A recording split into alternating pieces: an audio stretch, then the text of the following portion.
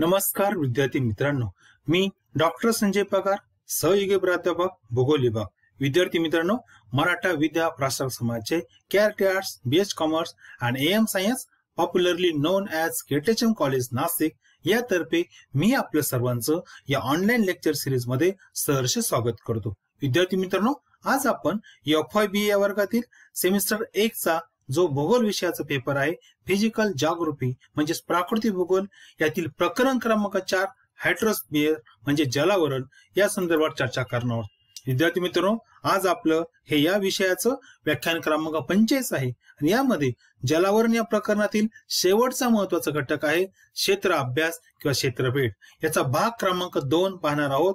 यामध्ये विशेषतः अहवाल लेखन कशा प्रकारे करावं या संदर्भामध्ये आपण सविस्तर चर्चा करणार आहोत. विद्यार्थी मित्रांनो, आपल्याला सर्वांना माहिती आहे, निसर्ग ही भूगोल विषयाच्या अभ्यासाची खरी प्रयोगशाळा मानली जाते आणि या प्रयोगशाळेमध्ये जाऊन आपण जे वर्गामध्ये क्लासमध्ये ज्या भूगोलाच्या संकल्पना आपण अभ्यासतो, जो भूगोलाचा घटक आपण समजून घेतो, याचे जर आपल्याला मूर्त स्वरूप द्यायचं असेल, या अधिक परिणामकारक त्या ठिकाणी समजून घ्यायचं असेल, तर अशा वेळेला विद्यार्थी मित्रांनो आपल्याला प्रयोगशाळा म्हणून निसर्गात जावं लागतं. निसर्गामध्ये जाण्यासाठी आपल्याला सर्वात महत्वाचं की त्यासाठी क्षेत्र अभ्यास किंवा फील्ड व्हिजिट त्या ठिकाणी यावं लागते आणि याच्यामुळे आपल्याला माहिती आहे की भूगोलाचा अभ्यास करत असताना क्षेत्र अभ्यास किंवा क्षेत्रफेट याला अनन्यसाधारण महत्व आहे, खूप महत्व आहे. आणि ज्या वेळेला आपण विद्यार्थी मित्रांनो अशा प्रकारे भूगोलाचा अभ्यास करत असताना ज्या वेळेला क्षेत्र अभ्यास सारख्या अभ्यास पद्धतीचा आपण वापर करतो, ती पद्धत अधिक परिणामकारक ठरत असते की ज्यामुळे विद्यार्थ्यांना भूगोलाची ज्ञान आहे, भूगोलाची संकल्पना आहे, ती अधिक चांगल्या प्रकारे समजते. आणि विद्यार्थी मित्रांनो, आपल्याला माहिती आहे मागील तासाला आपण क्षेत्र अभ्यास म्हणजे काय किंवा क्षेत्र भेट म्हणजे काय यावर सविस्तर चर्चा केली आहे.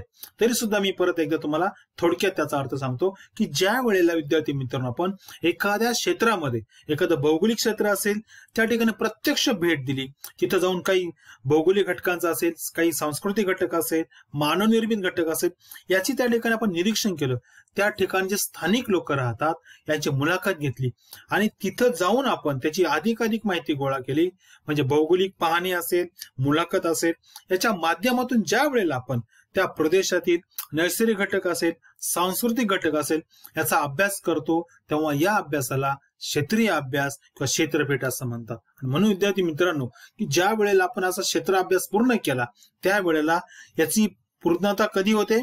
पूर्तता ज्या वेळेला होते की जेव्हा तुम्ही त्या अभ्यासावर आधारित अहवाल लेखन करतात, ज्याला आपण त्या ठिकाणी प्रोजेक्ट रिपोर्ट असं म्हणतो.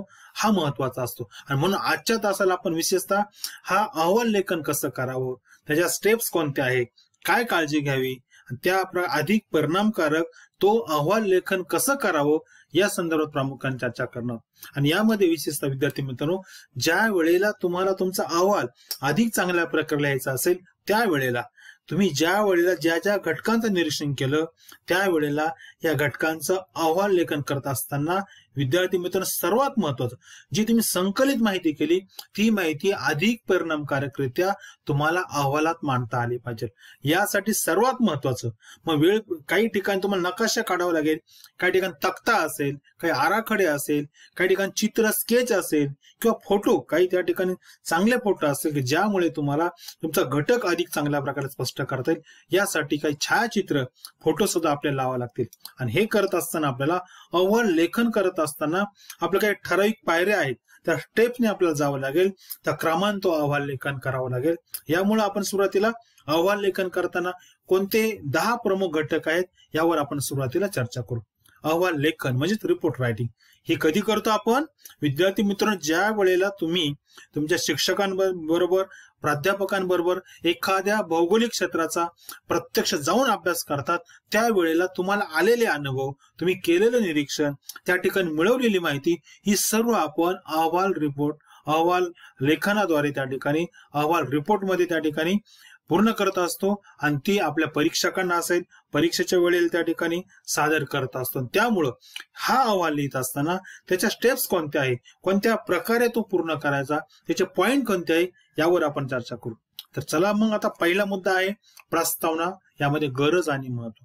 आता विद्यार्थी मित्रांनो सर्वात महत्वाचं आहे की तुम्ही ज्या वेळेस क्षेत्र अभ्यास करता त्या ठिकाणी किंवा क्षेत्र भेट देतात त्यावेळेला प्रस्तावनेमध्ये काय गरजेचं आहे की त्याची गरज काय आहे, कशासाठी तुम्ही त्या ठिकाणी ती आयोजित केली आणि ती क्षेत्र अभ्यास पूर्ण केल्यावर तुम्हाला काय फायदा होतो यावर आपण खरं मागच्या तासाला सविस्तर चर्चा केली आहे. त्यातीलच काही माहिती या ठिकाणी तुम्ही की क्षेत्र अभ्यासाची गरज काय याची प्रस्तावना लिहायची. मी आत्ताच सांगितलं, एक वाक्य परत मी तुम्हाला सांगतो की आपल्याला माहिती आहे की भूगोलाची खरी प्रयोगशाळा काय मानली जाते, निसर्ग म्हणजे पृथ्वीवरील जे विविध प्रकारचे भूरूप आहेत, भौगोलिक घटक आहेत, सांस्कृतिक घटक आहेत, याची माहिती जर मिळवायची असेल तर त्यासाठी विद्यार्थी मित्रांनो क्षेत्र अभ्यास गरजेचा आहे. क्षेत्र अभ्यासाच्या माध्यमातून आपण ती माहिती अधिक चांगल्या प्रकारे जाणून घेतो, त्यामुळे आपला अभ्यास परिपक्व होतो. म्हणून याचा उल्लेख या ठिकाणी आला पाहिजे. दुसरा महत्वाचा मुद्दा प्रदेश निवड. ही सर्वात महत्वाची गोष्ट आहे विद्यार्थी मित्रांनो. कारण काय आहे की ज्या वेळेला तुम्हाला क्षेत्र अभ्यास करायचा असतो, फील्ड व्हिजिट करायची असते, त्यावेळेला कोणत्याही ठिकाणी जाता कामा नये असा प्रदेश निवडायचा की ज्या ठिकाणी तुम्हाला काहीतरी भौगोलिक ज्ञान मिळेल, तुमच्या संकल्पना असेल, तुमच्या त्या भौगोलिक घटकांमध्ये ज्ञान जे आहे ते अधिक तुमचं ज्ञान वाढेल, तुम्हाला परिपूर्ण शास्त्रीय माहिती मिळेल. यासाठी या क्षेत्र अभ्यासामध्ये सर्वात महत्वाचे घटक आहे तो म्हणजे प्रदेशाची निवड. त्या प्रदेशाची निवड तुम्हाला योग्य करता आली पाहिजे. कारण तिथं जाऊन जर तुम्हाला ज्ञान मिळालं, तुमच्या ज्ञानात भौगोलिक भर पडली तर विद्यार्थी मित्रांनो त्या भेटीचा, त्या क्षेत्र अभ्यासाचं महत्व आहे. अन्यथा त्या ठिकाणी म्हणून या ठिकाणी क्षेत्र अभ्यासासाठी जागा निवडताना, प्रदेश निवडताना, ठिकाण निवडताना आपल्याला खूप काळजी घ्यावी लागेल की ज्यातून आपल्याला खरंच काही भौगोलिक ज्ञान मिळेल, आपल्या भौगोलिक ज्या संकल्पना आहेत त्या अधिक परिपक्व होतील. यासाठी प्रदेश निवडताना आपल्याला जिथे निरीक्षणाला जास्त वाव आहे, ज्या ठिकाणी भौगोलिक माहिती आपल्याला अधिक प्रकारे पाहता येईल, मिळवता येईल, याचं विश्लेषण करता येईल, त्या ठिकाणी असा प्रदेश निवडणं गरजेचं आहे. हे सर्वात महत्वाचं आहे. तिसरं महत्वाचं की जो प्रदेश निवडला त्याला आपण अभ्यास क्षेत्र असं म्हणतो, स्टडी एरिया. या ठिकाणची माहिती महत्वाची आहे.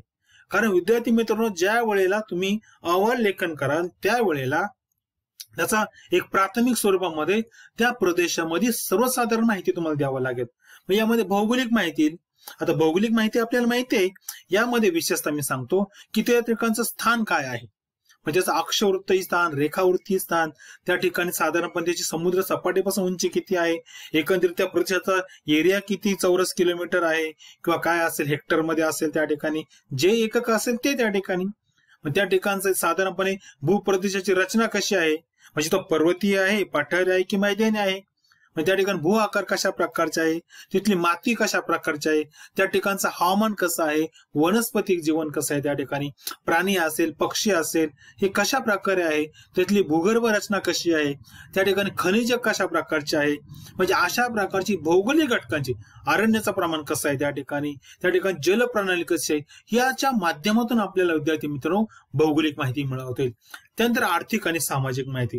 या ठिकाणी मी तुम्हाला परत सांगतो की जी तुम्ही प्रश्नावली तयार केली आहे, ही प्रश्नावली जर त्या ठिकाणच्या जे कुटुंब राहतात, तिथले लोक राहतात, यांच्याकडून जर भरून घेतली तर मला वाटतं विद्यार्थी मित्रांनो त्या लोकांची, तिथल्या स्थानिक लोकांची तुम्हाला आर्थिक आणि सामाजिक माहिती मिळेल. या व्यतिरिक्त तुमचं निरीक्षण त्या ठिकाणी महत्वाचं आहे. कारण ज्या वेळेला तुम्ही त्या प्रदेशामध्ये फिराल त्यावेळेला निरीक्षण करून तुम्हाला तिथले व्यवसाय कोणते आहे, समाज व्यवस्था कशी आहे, त्यांच्या चाली, रीती, रूढी, परंपरा, सण, उत्सव कशा प्रकारे आहे याची माहिती मिळवते. म्हणून हे सुद्धा थोडक्यात आपल्याला ही माहिती, कारण याच्यावर आपला पुढचा पाय आहे. चौथा आणि सर्वात महत्वाचा घटक की सर्वात महत्वाचं म्हणजे ज्या वेळेला विद्यार्थी मित्रांनो आपण क्षेत्र अभ्यास आयोजित करतो, क्षेत्र भेट आयोजित करतो, त्यावेळेला भूगोलामध्ये बऱ्याच वेळेला आपण काही समस्या अभ्यासासाठी निवडत असतो किंवा काही विषय निवडत असतो. या ठिकाणी तुमच्या अभ्यासाचा हेतू काय आहे, म्हणजे ती कशासाठी जाते, तुम्ही जल प्रदूषणाचा अभ्यास करण्यासाठी जाताय की त्या ठिकाणी घन कचऱ्याचं म्हणजे मॅनेजमेंट कशा प्रकारे होतं किंवा व्यवस्थापन कसं होतं ते पाहायला जात आहे, की एखाद्या परिसंस्थेचा अभ्यास करायला जात आहे, की त्या ठिकाणी भूमिपाताची काही समस्या असेल किंवा ध्वनी प्रदूषणाची समस्या असेल किंवा काहीतरी असेल किंवा एखादा विषय असेल, खास तो विषय घेऊन तुम्ही जाऊ शकाल. उदाहरणार्थ द्यायचं झालं तर आपण असं म्हणू शकतो की आपल्या परिसरातील जंगलाचा अभ्यास करणं, म्हणजे जंगलाचा अभ्यास करणं हा विषय झाला तुमचा अभ्यासाचा. म्हणजे एखादा समस्या असू शकते, तुमच्या परिसरातील शेतीच्या समस्या जाणून घेणं, तुमच्या परिसरातील स्त्रियांच्या बाबतीमध्ये सुरक्षितेच्या बाबतीत असलेल्या समस्या जाणून घेणं, किंवा ऊर्जा संवर्धन जे आहे त्याची गरज काय आहे, म्हणजे अशा प्रकारे, किंवा ऊर्जा समस्या, जल समस्या यासारख्या अनेक समस्या असेल. या अशा प्रकारे तुम्ही या ठिकाणी जी समस्या तुम्ही किंवा जो विषय तुम्ही अभ्यासाला निवडला त्याबद्दल थोडक्यात माहिती द्याल. या ठिकाणी हेतू लिहाल, त्या ठिकाणी कशासाठी, कोणतं उद्दिष्ट पूर्ण करण्यासाठी तुम्ही सहल आयोजित केले आहे त्याचं पुढे आलेच, त्या ठिकाणी उद्दिष्ट आलेच आहे पुढे. इथं सुद्धा तुम्ही परिपूर्ण लिहा. 1 असेल, 2 असेल, 3 असेल, अशी उद्दिष्ट तुम्हाला लिहावं लागेल. उदाहरणार्थ परत मी सांगतो त्या ठिकाणी, उदाहरणार्थ आपल्या परिसरातील जल परिसंस्था, विशेषतः नदी परिसंस्थेचा अभ्यास करणं, किंवा आपल्या परिसरातील तळे परिसंस्थेचा अभ्यास करणं, किंवा आपल्या परिसरातील जल संवर्धनाच्या पद्धतींचा अभ्यास करणं. म्हणजे अशा प्रकारे तुम्ही तुमचा हेतू काय, 1 हेतू असेल, 2 हेतू असेल, अशा प्रकारे लिहू शकतात. एकापेक्षा अधिक सुद्धा हेतू असू शकतात. उदाहरणार्थ सद्य परिस्थितीमध्ये वनांचं क्षेत्र कसं आहे, वनांची सद्यस्थिती काय आहे याचा अभ्यास करणं. त्याच्यानंतर आपल्या प्रदेशामध्ये वनाच्या संदर्भामध्ये कोणत्या समस्या आहे त्याचा अभ्यास करणे, व या समस्यांची तीव्रता करण्यासाठी काय उपाययोजना करता येईल या संदर्भात अभ्यास करणे. म्हणजे अशा प्रकारे तुम्ही 1, 2 किंवा अधिक उद्दिष्ट ठेवू शकतात. पण सर्वसाधारणपणे 1 किंवा 2 उद्दिष्ट ठेवायचे, म्हणजे आपल्याला कमी उद्दिष्ट चांगल्या प्रकारे पूर्ण करता येतात. कारण आपल्याला कालावधी सुद्धा महत्वाचा असतो. आपली क्षेत्र अभ्यास जो असतो विद्यार्थी मित्रांनो 1 दिवसाचा किंवा 2 दिवसाचा असतो, आणि त्याच्यामुळे आपल्याला तो कमी वेळात पूर्ण करायचा असतो. त्यासाठी उद्दिष्ट सुद्धा आपल्याला कमी ठेवावे लागतात. हे या ठिकाणी महत्वाचं आहे. पुढचं आणि सर्वात महत्वाचं म्हणजे अहवाल लेखन करत असताना ही माहिती सर्वात महत्वाची आहे. विद्यार्थी मित्रांनो, या ठिकाणी तुम्ही जी माहिती संकलित केली, मग ती तुमची निरीक्षण असेल, प्रश्नावली असेल, किंवा त्या ठिकाणची काही स्थानिक मुलाखती असेल, या सर्वांच्या माहितीतून काही प्राथमिक स्वरूपाची त्या ठिकाणी, ज्याला आपण प्रायमरी सोर्स असं म्हणतो, प्राथमिक स्रोत म्हणतो त्या ठिकाणी, मग याच्यामध्ये जनगणना सारखा अहवाल असेल, किंवा स्थानिक एखाद्या ग्रामपंचायत असेल, पंचायत समिती असेल, नगरपालिका असेल, महानगरपालिकेचा रिपोर्ट असेल, काही शासनाचे अहवाल असेल, काही अभ्यास गटाचे अहवाल असेल, त्या ठिकाणी या किंवा काही खाजगी संस्था सुद्धा काही सर्वेक्षण करतात त्याचा अहवाल असेल, या सर्वांच्या माहितीद्वारे तुम्ही जी माहिती संकलित केली त्याचा थोडक्यात आढावा या ठिकाणी द्यायचा आहे. म्हणजे तुमचा सोर्स ऑफ स्टडी काय आहे, म्हणजे मेथोडॉलॉजी, की तुम्ही त्या ठिकाणी तो अभ्यास करण्यासाठी क्षेत्र अभ्यास करत असताना कोण वापरले याचा या ठिकाणी उल्लेख करणं गरजेचं. प्राथमिक असेल, द्वितीय असेल, तृतीय श्रेणीचे असेल, अशा वेगवेगळ्या प्रकारचे जे त्या ठिकाणी स्त्रोत आहे माहितीचे, तुम्ही जी माहिती मिळवता, काय संदर्भ पुस्तक असू शकेल, त्या ठिकाणी वेबसाईट सुद्धा असू शकेल, या सर्वांचा उल्लेख विद्यार्थी मित्रांनो या ठिकाणी करायचा. आणि आपल्या अहवाल लेखनातलं सर्वात महत्वाचं गाभा म्हणजे विश्लेषण, हे सर्वात महत्वाचं आहे. कारण या ठिकाणी खऱ्या अर्थानं तुम्ही जे निरीक्षण केलं, जी माहिती मिळवली, तिचं प्रेझेंटेशन तुम्ही इथं करतात. या ठिकाणी त्याचं विश्लेषण करतात. त्या ठिकाणी रिझल्ट आणि अनालिसिस ज्याला आपण म्हणतो, हे या ठिकाणी केलं जातं. मग याच्यामध्ये काय महत्वाचं आहे, तुम्ही जी माहिती मिळवली, प्रश्नावली असेल, प्राथमिक सोर्स असेल, द्वितीय स्रोत असेल, मुलाखत असेल, याद्वारे मिळवलेली माहिती विद्यार्थी मित्रांनो तिचं व्यवस्थित मांडणी करणं, तिची सारणी करणं, त्याच्यावर आधी तक्ते तयार करणं, नकाश तयार करणं, आणि त्याचा त्या ठिकाणी त्याचं व्यवस्थित वर्णन करणं, याला त्या ठिकाणी सर्वात महत्व आहे. म्हणून हा मुद्दा महत्वाचा आहे. याच्यानंतर पुढचा मुद्दा आहे सर्वात महत्वाचा, निरीक्षण आणि अनुमान. आता निरीक्षण आणि अनुमान म्हणजे काय, तुम्ही त्या ठिकाणी जाऊन काय बघितलं, तुमचा काय म्हणजे कशा प्रकारचा अनुभव आला ते त्या ठिकाणी लिहावं लागेल. उदाहरणार्थ मी तुम्हाला एक सांगतो, या ठिकाणी समजा माझं निरीक्षण असेल की मी ज्या प्रदेशामध्ये जंगल क्षेत्राला भेट दिली किंवा अरण्याच्या प्रदेशाला भेट दिली, अशा ठिकाणी माझं निरीक्षण असं असेल की अनेक ठिकाणी वनीकरण झालेलं नाही, त्या ठिकाणी निर्वनीकरण झालेलं आहे, अनेक ठिकाणी वृक्षतोड झालेली आहे, लोक म्हणजे वृक्षांची काळजी घेत नाही, अरण्याखालचं क्षेत्र त्या ठिकाणी कमी झालेलं आहे, लोकांमध्ये अरण्याबद्दलची जनजागरूकता नाही, अरण्याचं महत्व त्यांना माहिती नाही, किंवा अरण्याचं संरक्षण करण्याची वृत्ती त्या लोकांमध्ये नाही. ही माझी जनरल निरीक्षण झालं. मी ज्या वेळेला त्या प्रदेशात फिरलो, त्या लोकांशी बोललो, त्यावेळेला माझं निरीक्षण हे आलं. म्हणजे याच्यावर काय अनुमान काढू शकतात आपण की जर हे असंच राहिलं तर विद्यार्थी मित्रांनो, या प्रदेशातील अरण्याखालचे क्षेत्र भविष्यात आणखी कमी होईल आणि या ठिकाणी पर्यावरणाचा प्रश्न किंवा पर्यावरणाची समस्या तयार होईल हा अनुमान झाला. म्हणजे अशा प्रकारे तुम्ही कोणताही उद्देश घ्या, यामध्ये तुम्ही ही गोष्ट करू शकतात. आणि पुढचा आहे निष्कर्ष. म्हणजे तुम्ही एकूण जो अभ्यास केला त्याचा निष्कर्ष काय थोडक्यात सांगायचा. म्हणजे कोणत्या समस्या त्या ठिकाणी दिसून आल्या त्याचा सारांश द्यायचा. आणि सर्वात महत्वाचं की जी समस्या तुम्हाला दिसून आली, जर त्याची तीव्रता कमी करायची असेल तर तुम्ही काय त्या ठिकाणी तुमच्या अभ्यासातून तुमच्या अनुभवातून काय तुम्ही त्यांना मार्गदर्शन करू शकतात, कोणत्या शिफारसी किंवा काय उपाय सांगू शकतात की त्याद्वारे त्या ठिकाणी जी समस्या असेल, म्हणजे वृक्षतोडीची असेल, पर्यावरणाचं संतुलन असेल, पाण्याची टंचाई असेल किंवा कोणतीही असेल, याच्यावर तुम्ही अभ्यास करून तुमचा जो अभ्यास झाला त्याच्यावर आधारित काही समस्या व उपाय तुम्ही सांगू शकतात. हे तुमच्या अभ्यासाचं महत्वाचं फलित आहे.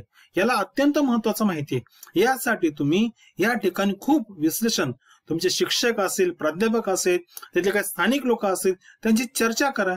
काही मार्गदर्शन तत्व बघा, तुम्ही काही संदर्भ ग्रंथ बघा की अशा प्रकार समस्या अशा ठिकाणी होती, दुसऱ्या प्रदेशात होती, एखाद्या देशात होती, त्यांनी कशा प्रकारे सोडवली, मग ती परिस्थिती आपल्याला तशा प्रकारच्या उपाययोजना इथं करता येणं शक्य आहे का, यावर तुम्ही त्यावर तुम्ही काही गोष्टी सांगू शकतात.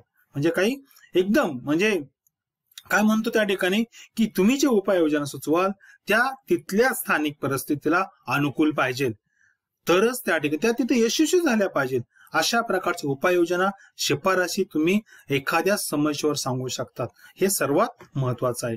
आणि शेवटचं विद्यार्थी मित्रांनो, संदर्भ ग्रंथ सूची की तुम्ही हा अहवाल लेखन करत असताना कोणकोणते ग्रंथ वापरले, कोणकोणते पुस्तकं वापरले, कोणत्या वेबसाईट वापरल्या, कोणते अहवाल वापरले, शासनाचे कोणते रिपोर्ट वापरले, हे सर्व या ठिकाणी देणं गरजेचं आहे. अशा प्रकारे या 10 मुद्द्यांचा वापर करून विद्यार्थी मित्रांनो तुम्ही अत्यंत सुंदर परिणामकारक असा अहवाल लेखन करू शकतात. ही या ठिकाणी अहवाल लेखन करताना जी मुद्दे आहेत त्याबद्दल आपण बोललो. आता यामध्ये 2 गोष्टी महत्वाच्या मी सांगतो. पहिली बाजू टीप काय दिली बघा, गरजेनुसार यातील क्रमांक बदलू शकतो, नवीन यात समाविष्ट होऊ शकतो किंवा एखादा कमी होऊ शकतो. आता बघा मी एक जनरल दिलं, पण बऱ्याच वेळेला कधी कधी काय असतं, तुमच्या अभ्यासाचा घटक काय आहे, विषय काय आहे, यानुसार याच्यातील मुद्दे कमी जास्त होऊ शकतात, जास्त होऊ शकतात किंवा याचा सिक्वेन्स सुद्धा खालीवर होऊ शकतो. त्यामुळं हे फ्लेक्झिबल आहे. म्हणजे बऱ्याच वेळेला असं होतं, तुम्ही एखादं पुस्तक बघाल, एखादा अहवाल बघाल वेबसाईटवर, त्याच्यामध्ये कदाचित हा क्रम असेल, त्याच्यात एखादा क्रम वेगळा असेल, एखादा नवीन मुद्दा असेल, एखाद्याच्यातला कमी असेल. म्हणून टीप महत्वाची आहे की गरजेनुसार तुमचे शिक्षक, तुमचे प्राध्यापक, तुम्ही तुमच्या समस्येची तीव्रता, तिचं स्वरूप यानुसार हे सर्व बदलतं. एक जनरल तुम्हाला मी एक टेंटेटिव्ह त्या ठिकाणी अहवाल लेखन करताना मुद्दे दिले, म्हणून हे लक्षात ठेवायची टीप अत्यंत महत्वाची ठेवायची. याच्या व्यतिरिक्त तुम्हाला सर्वात अजून एक महत्वाचा मुद्दा या ठिकाणी सांगतो.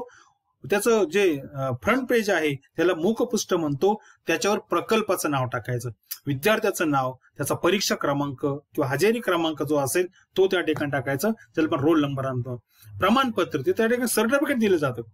ते सर्टिफिकेट कदाचित तुमचं कॉलेज देईल त्या ठिकाणी किंवा रेडीमेड सर्टिफिकेट मिळतं. फक्त त्याच्यामधली माहिती तुम्ही अचूक भरायची, तुमचा विषय काय आहे, कधी केला त्या ठिकाणी, तुमचं नाव काय आहे ते सर्व लिहायचं. याच्यात सर्वात महत्वाचं की हा प्रकल्प तुम्ही इंडिपेंडेंटली केलेला आहे हे त्या ठिकाणी आपण मांडायचं. कोणत्याही प्रकार त्याच्यामध्ये कोणत्याही प्रकारची कॉपी किंवा कोणत्याही प्रकारचं म्हणजे दुसरीकडून आपण उतारा केलेला नाही. या ठिकाणी हे काम तुम्ही स्वतः केलेलं आहे. म्हणजे एक परीक्षेचा भाग, अभ्यासक्रमाचा भाग म्हणून तुम्ही हे स्वतः पूर्ण केलं आहे, याचा उल्लेख त्या ठिकाणी येणं गरजेचं आहे. आणि याची अनुक्रमणिका की ही जी अनुक्रमणिका आहे म्हणजे पार याच्या ठिकाणी मग मुखपृष्ठानंतर तुमची अनुक्रमणिका सुरू होईल. त्या ठिकाणी पहिल्या पानापासून तर शेवटच्या पानापर्यंत ज्या ज्या क्रमांक तुम्ही ही माहिती लिहिणार आहात त्या माहितीला क्रमांक द्यायचा, त्याची अनुक्रमणिका त्या ठिकाणी तयार करायची.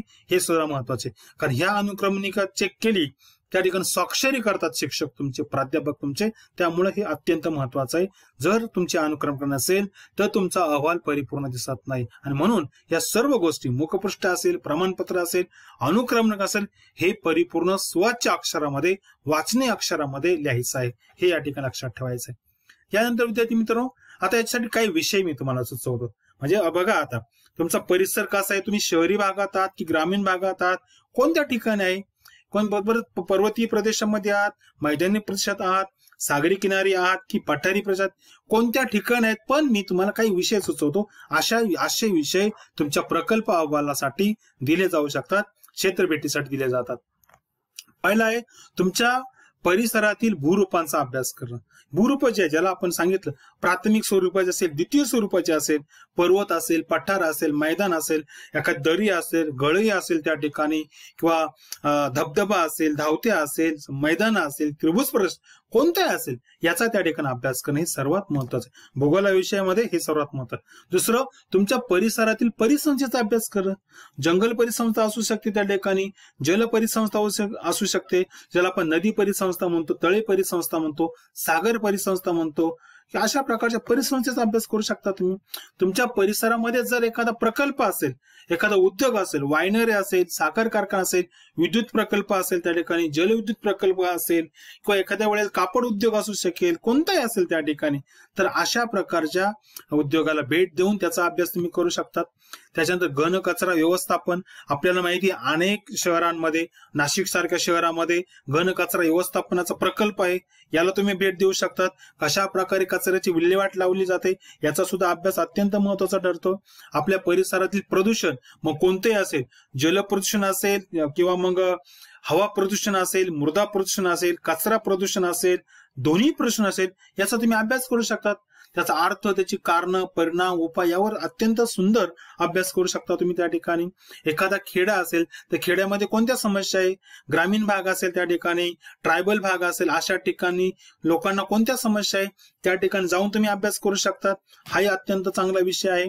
पुढचा ग्रामीण भागातील किंवा शहरी भागातील लोकजीवनाचा अभ्यास, हा सुद्धा आपल्या अभ्यासामध्ये सर्वात महत्वाचा मुद्दा आहे. विशेषतः विद्यार्थी मित्रांनो, ग्रामीण भागातल्या मुलांना शहरी भागातल्या लोकजीवनाची माहिती असणं गरजेचं आहे, व शहरात राहणाऱ्या मुलांना ग्रामीण भागाची किंवा आदिवासी वाड्यापाड्यात राहणाऱ्या लोकांच्या जीवन पद्धतीचा अभ्यास करणं गरजेचं आहे. म्हणून दोन्ही हे विषय तुम्हाला प्रकल्पासाठी दिले जाऊ शकतात.